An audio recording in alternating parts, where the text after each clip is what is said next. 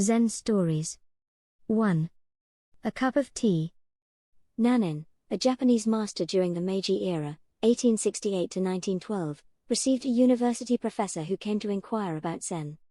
Nanin served tea. He poured his visitor's cup full, and then kept on pouring. The professor watched the overflow until he no longer could restrain himself. It is over full. No more will go in. Like this cup, Nanin said, you are full of your own opinions and speculations. How can I show you Zen unless you first empty your cup? The best travelers head out with no preconceptions about the cultures they will visit and the people they will meet. They remember to pack the most important thing, an open mind.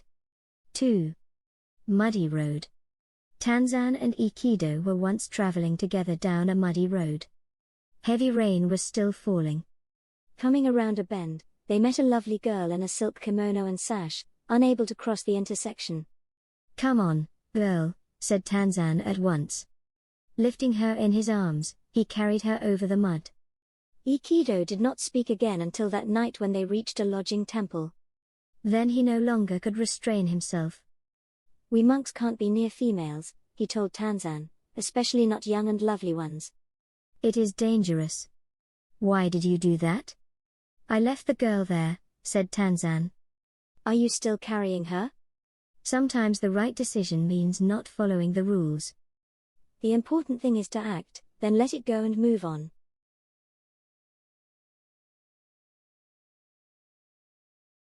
3.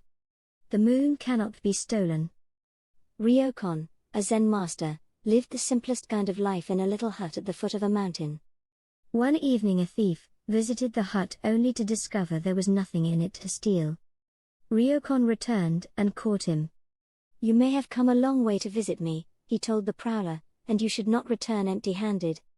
Please take my clothes as a gift. The thief was bewildered. He took the clothes and slunk away. Ryokon sat naked, watching the moon. Poor fellow, he mused, I wish I could give him this beautiful moon. On the road, don't be too paranoid about losing your stuff.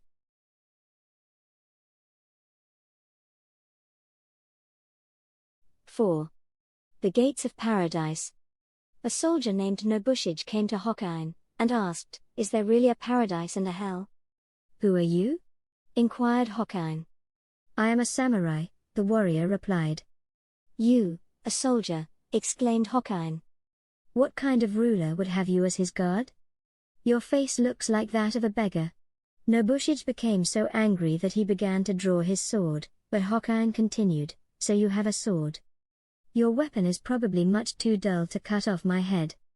As Nobushige drew his sword, Hokkien remarked, here open the gates of hell. At these words the samurai, perceiving the master's discipline, sheathed his sword and bowed. Here open the gates of paradise, said Hokkien.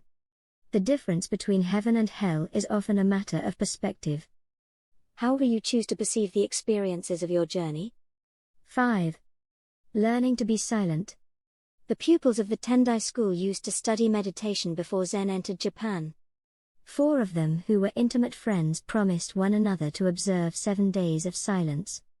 On the first day all were silent. Their meditation had begun auspiciously, but when night came and the oil lamps were growing dim, one of the pupils could not help exclaiming to a servant, fix those lamps. The second pupils were surprised to hear the first one talk. We are not supposed to say a word, he remarked. You too are stupid. Why did you talk? Asked the third.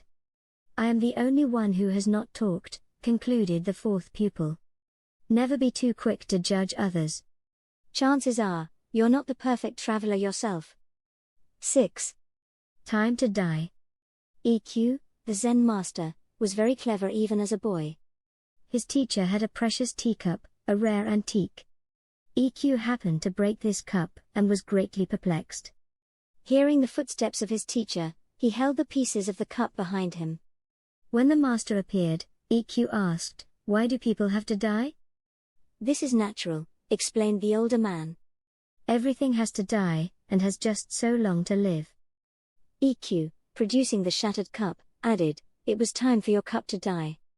Every trip, even the ones you want to last forever, must inevitably come to an end. That's not tragic. That's life. Don't be afraid to accept when it's time for your journey to die. Thanks for watching this video. Please support us by subscribing to our channel, also like, comment and share our video. Bye.